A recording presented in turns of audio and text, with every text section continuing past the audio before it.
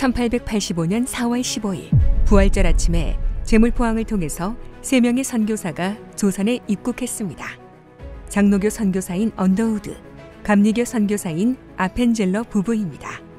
우리는 이날을 기독교 선교사가 첫 발을 내디딘 날로 기억합니다. 그러나 조선에 대한 선교의 역사는 그보다 훨씬 앞섭니다.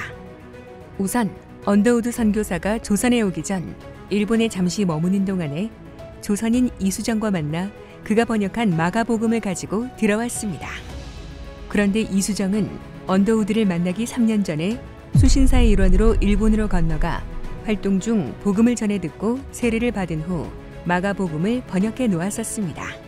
27살의 언더우드 선교사는 이 마가복음을 가지고 조선에 입국하게 된 것입니다.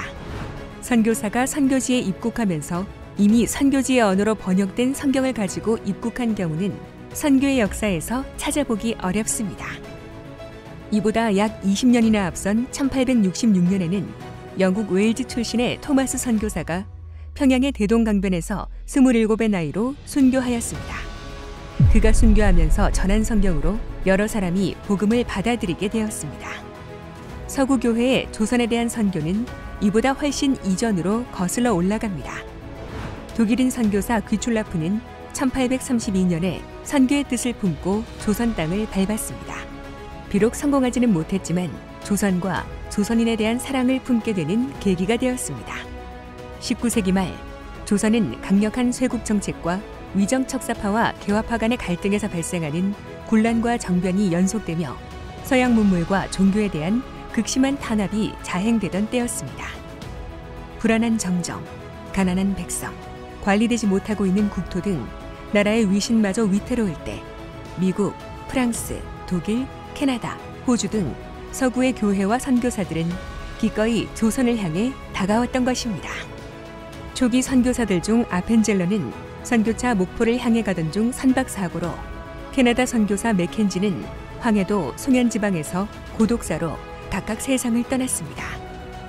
의사였던 로제타 홀 선교사는 같은 의사였던 남편 샤우드 홀 선교사를 전염병으로 잃고 딸마저도 질병으로 세상을 떠나는 아픔 속에서도 고려대학교 의대의 전신인 경성여자의학교를 설립하며 근대의학교육의 토대를 만들었습니다.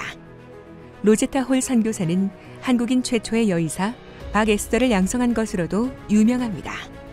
그 외에도 의료 선교사 알렌은 광해원을 설립하여 지금의 연세대학교 의과대학의 토대를 만들었습니다.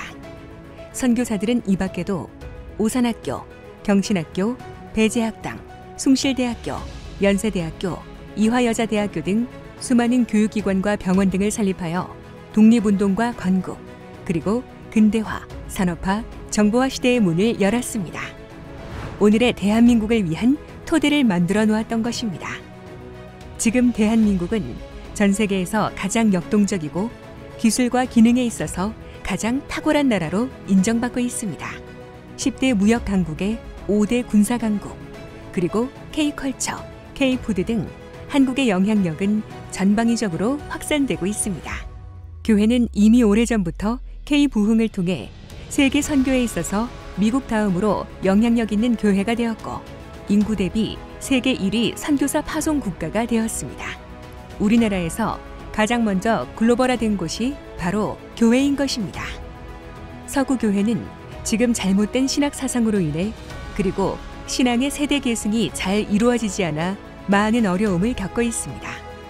우리에게 선교사를 파송했던 교회들이 하나 둘 문을 닫고 있는 것이 현실입니다. 성경의 권위가 배척당하고 종교 다원주의가 유일한 구세주 그리스도로의 자리를 차지하려고 하고 있습니다. 영적 순결을 상실한 교회는 사회의 빛과 소금의 역할을 다하지 못하고 있습니다.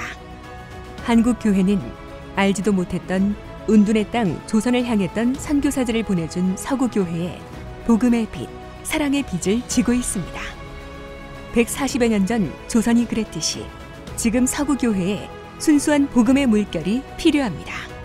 세계 교회는 이미 70에서 80년대를 거치면서 강력한 부흥을 경험한 한국 교회가 그 물결을 일으켜주기를 간절히 기대하고 있습니다.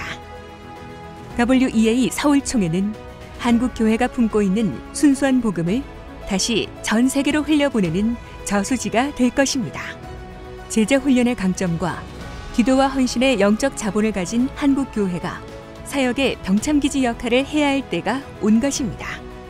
146개국에 6억 5천만의 그리스도인이 복음으로 굳게 무장된다면 그들의 나라와 이웃과 가정이 지켜질 것입니다. 그리고 그들을 통해 순수복음이 더 폭넓게 확장될 것입니다. 그렇게 할 때에 한국교회도 다시 살아나고 대한민국도 거룩한 나라로 거듭나며 세계교회가 복음으로 힘차게 비상하게 될 것입니다.